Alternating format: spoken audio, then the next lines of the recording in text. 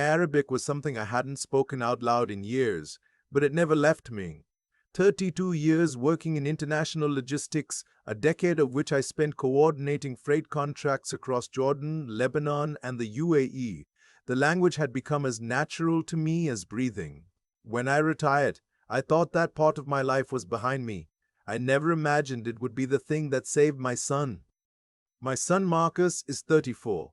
He's the kind of man I'm proud to have raised. Steady, hard-working, the sort who still calls on Sunday evenings just to check in. After his mother passed 4 years ago, it was just the two of us, and the Sunday calls became something I genuinely looked forward to. So when he told me he'd met someone, I was happy for him. Genuinely happy.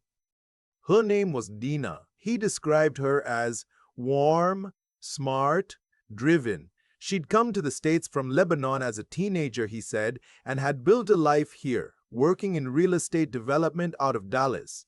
Marcus had met her at a charity fundraiser his firm sponsored, and by the time he told me about her, they'd already been dating for 4 months. "Dad, I think she might be the one," he said on one of those Sunday calls. His voice had that particular quality, soft and serious at the same time, that told me he meant it. I told him I'd love to meet her.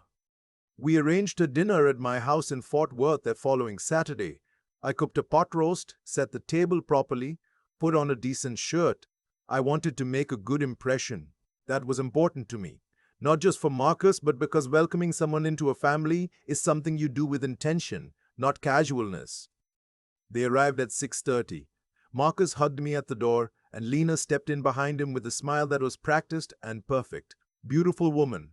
Dark hair, sharp eyes, impeccable clothes.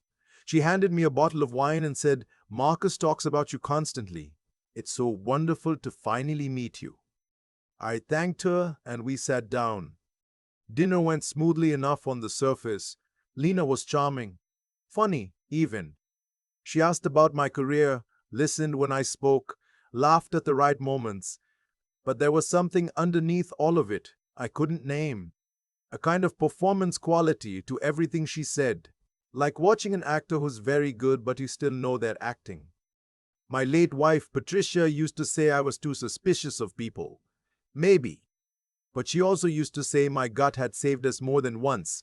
I'd learned over decades of negotiating contracts in countries where a wrong read of a person could cost you everything to trust that quiet discomfort in my chest. It was humming that night. After dinner, Marcus excused himself to use the restroom, and Lena reached into her bag for her phone. A message came through and she glanced at it. Then she typed a quick reply, in Arabic.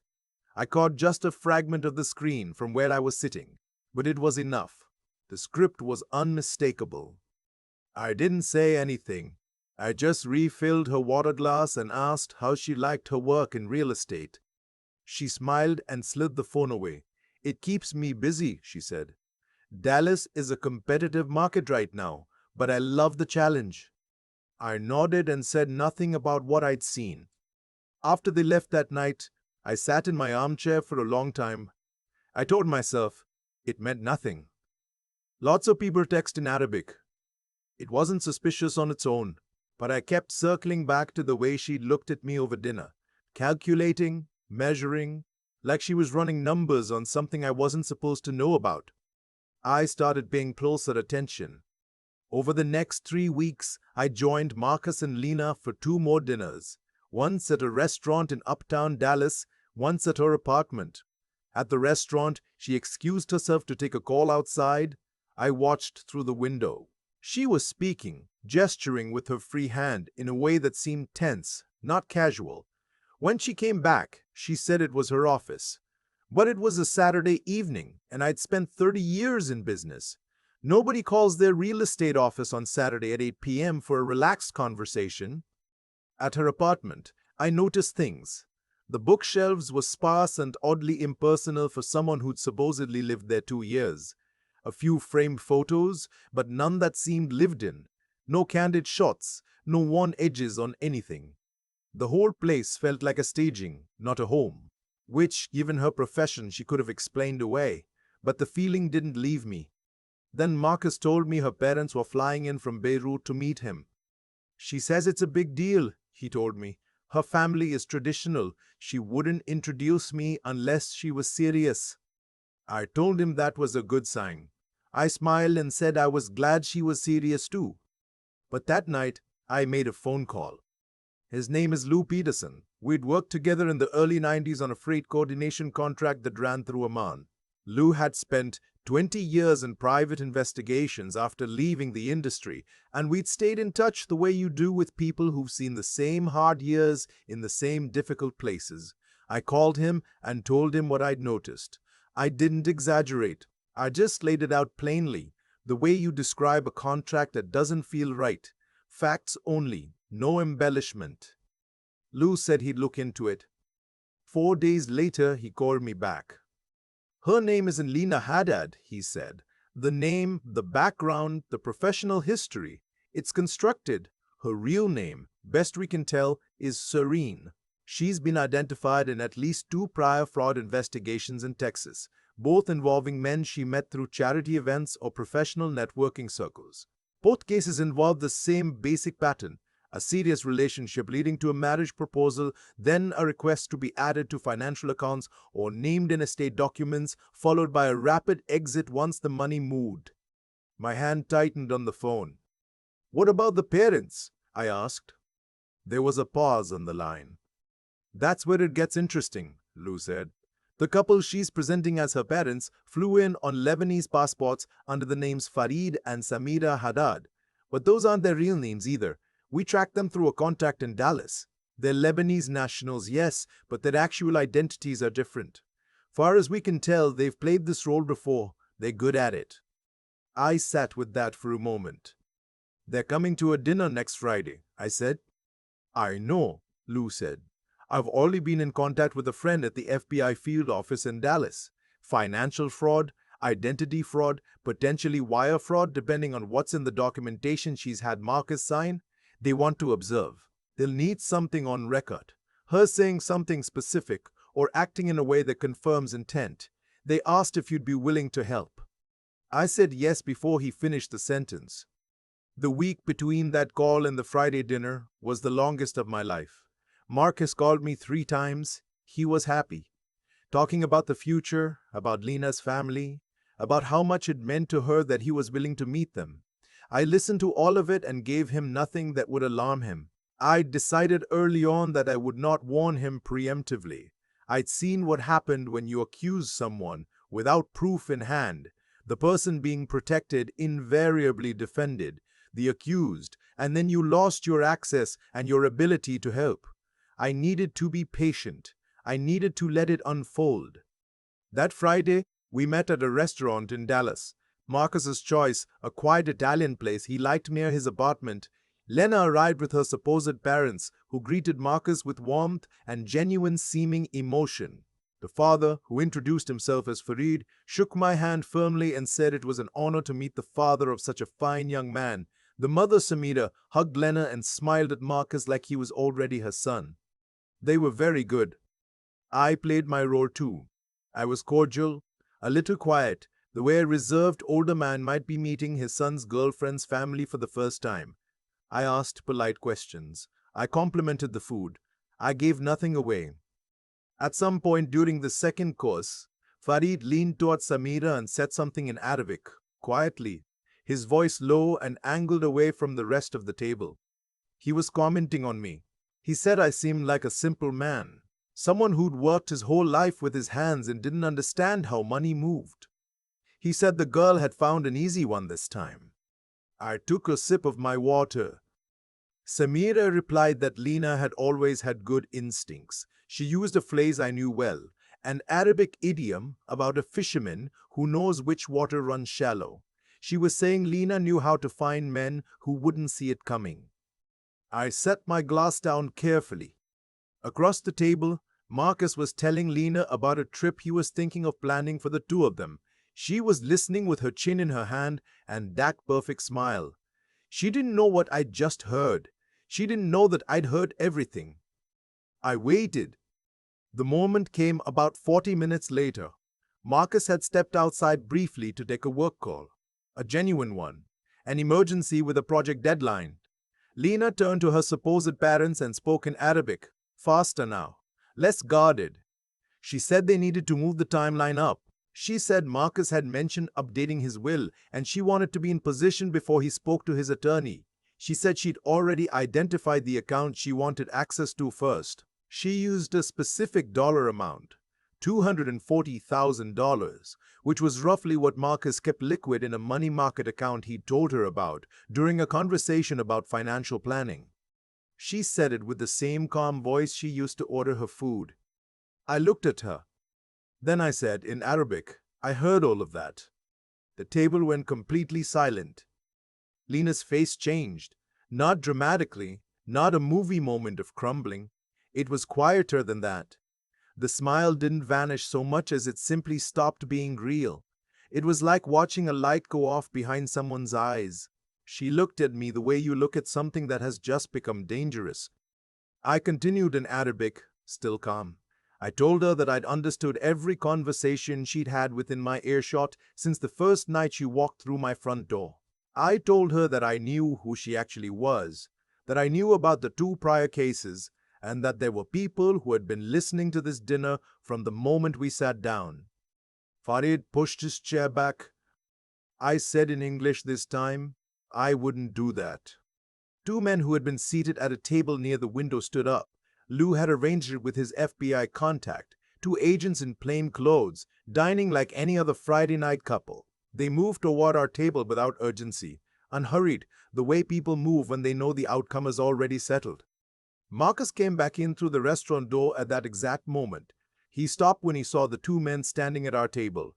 He looked at Lena. He looked at me. I didn't say anything right away. I let him read the room. Dad, he said, and his voice was careful and confused. What's happening? Sit down, I told him. I'll explain everything.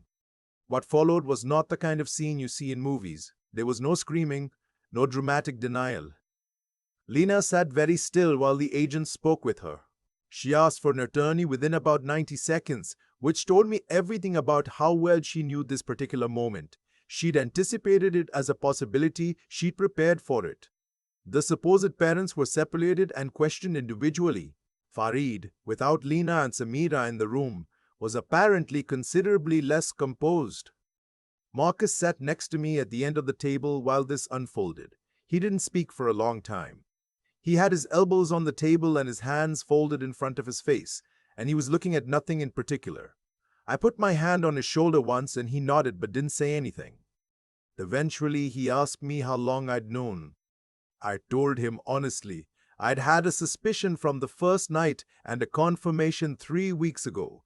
I told him I'd wanted to be certain before I said anything to him, that I knew how much he cared for her and I wasn't willing to damage that without something real to show him. He was quiet for a moment. Then he said, "You should have told me." I know, I said. I'm sorry. And I was. Not for what I'd done, I'd do it again without hesitation, but for the part I couldn't protect him from, which was the feeling he was sitting with right now. The particular kind of grief that comes not from losing someone you loved, but from finding out the person you loved was never quite real. That's a different wound than heartbreak. It goes to a different place. We sat in that restaurant for another hour after the agents finished their initial questioning, and the 3 of them were escorted out. The other diners had mostly absorbed the disruption and gone back to their meals, or pretended to. The waiter, a young guy who'd handled the whole evening with remarkable professionalism, quietly brought us coffee without being asked. Marcus wrapped his hands around the mug and stared at the table. She knew about Mom, he said after a while. I told her about Mom, about how much she meant to me. She used all of that. I didn't say anything to that. There wasn't anything useful to say. I keep going back to the beginning, he continued, trying to figure out where it was real and where it wasn't, whether any of it was real. Some of it might have been, I said. I don't know. What I know is that it doesn't change what she was planning to do. He nodded slowly.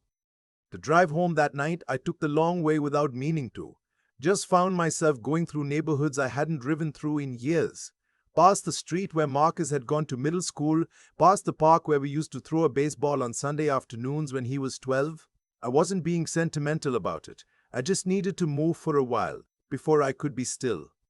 But Trisha would have handled that dinner differently. She would have had Lena figured out by the appetizer course and would have found some graceful surgical way to expose her that didn't involve federal agents. She had that gift. She could read people the way I read contracts, only faster and with less paperwork. I thought about her the whole drive home. Marcus called me the next morning, earlier than usual, around 7:30. His voice was steadier than I expected. "I've been thinking," he said. "All night?" I asked. "Most of it." A pause. "I want to understand something. You knew and you kept sitting through those dinners with her, kept being polite, kept letting me—" He stopped. "How did you do that?" I thought about it for a moment before I answered. "Because the goal wasn't to be right," I said. "The goal was to protect you. And being right too early, without proof, doesn't protect you. It just pushes the problem out of sight." He was quiet. "She would have found someone else to be, if I'd confronted her early," I said. "Someone more careful. And then I'd have lost access, and so would the investigators, and eventually she would have been in a position to hurt you anyway, just better hidden. Patience is sometimes the only real option." "Lou Peterson," Marcus said. "That's who you called." "Yes. I remember meeting him when I was a kid, at one of your work things." "He remembered you too," I said. Another silence, and then Marcus said something I've thought about a number of times since. He said, "I never thought about you having skills I didn't know about. Isn't that a strange thing? You're my dad. I thought I knew everything about you." I smiled at that, though he couldn't see it. "Nobody knows everything about anybody," I said. "That's not a failure of attention. That's just how people are. The ones who love you carry a lot of things quietly." He was quiet for a moment. "Thanks, Dad," he said, then softer, "I mean it." "I know you do." The case eventually moved through the system the way these things do, slowly, with paperwork, with attorneys, with continuances and delays. Lou told me that Celine, I'd stopped thinking of her as Lena, was ultimately charged with wire fraud and identity fraud. Her associates face similar charges. I won't speculate on how it resolves because I genuinely don't know yet. That part is out of my hands. What stayed with me was something simpler, smaller. About 6 weeks after that Friday dinner, Marcus came over for Sunday pot roast, which had become a regular thing again, a good thing. After we ate, he helped me clear the table, which he never used to do when he was younger, and now always does. And I noticed it the way you notice small changes in your children, even when they're grown. We stood in the kitchen washing dishes side by side, and for a while neither of us said anything, and it was comfortable in the way silences are when there's nothing left that needs to be said. Then he asked, out of nowhere, if I'd be willing to teach him some Arabic. I turned off the faucet and looked at him. He shrugged. "Just a little, the basics." I dried my hands on the dish towel and thought about Patricia, about 32 years of freight contracts, about a Saturday dinner that had unraveled exactly as it needed to. "Yalla," I said, "let's go." He grinned for the first time in a long time, and it was the same grin he'd had at 12, at the park on a Sunday afternoon with a baseball and no complications in sight. Some things you can't protect your children from. Some things you can. The work is in knowing the difference and in being willing to do the quiet, patient, unglamorous preparation that makes the difference matter when it finally counts. I still think about that moment in the kitchen, Marcus standing next to me at the sink, asking if I'd teach him Arabic, grinning like he was 12 years old again. It was such a small thing, and it was everything. What happened over those weeks with Lena didn't follow some grand design. It followed something simpler and more reliable. Actions accumulate. Hers did, and so did mine. She'd spent years building a method, the charity events, the charming first impressions, the careful extraction of financial details dressed up as intimacy, And it had worked before, more than once, because the men she targeted were decent people who extended trust the way decent people do. That's not weakness. That's the texture of a good life.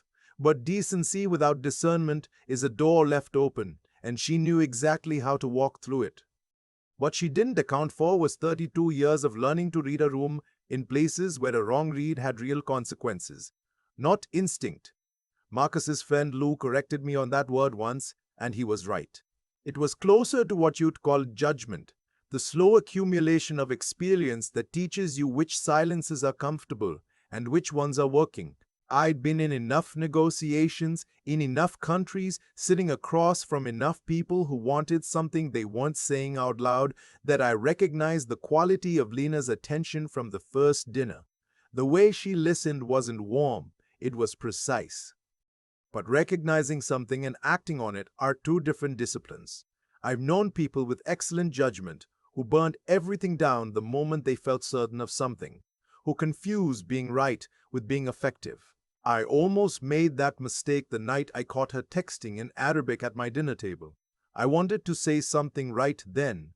The restraint required to refill her water glass and ask about the Dallas real estate market instead. That cost something. It wasn't passive. It was a choice, made deliberately because I understood that patience in that moment was the only tool that would actually protect my son. That's what I want Marcus to carry forward, more than the Arabic lessons, more than the story itself. Not suspicion. Suspicion is corrosive, and it poisons more good things than bad ones. What I mean is the discipline of doing hard things correctly, instead of quickly. Lena moved fast because fast is harder to examine. I moved slowly because slow is where the truth lives. There's also something I've been sitting with about Marcus's grief in the aftermath. He wasn't just embarrassed, he was genuinely mourning something. The version of Lena he believed in, the future he'd been building in his mind. And I think the honest thing to say about that is, his willingness to love that completely, to invest that fully in another person, is not a flaw to correct. It's a quality worth protecting. The answer to being deceived isn't to stop opening up. The answer is to build the kind of judgment over time that lets you open up to the right people. He'll do that. I know my son. He'll grieve this properly, and then he'll carry it as knowledge rather than damage. And eventually, someone will sit across from him at a table and he'll know, really know, the difference between someone who sees him and someone who's measuring him. That's the thing worth passing down, not the Arabic, the patience behind it.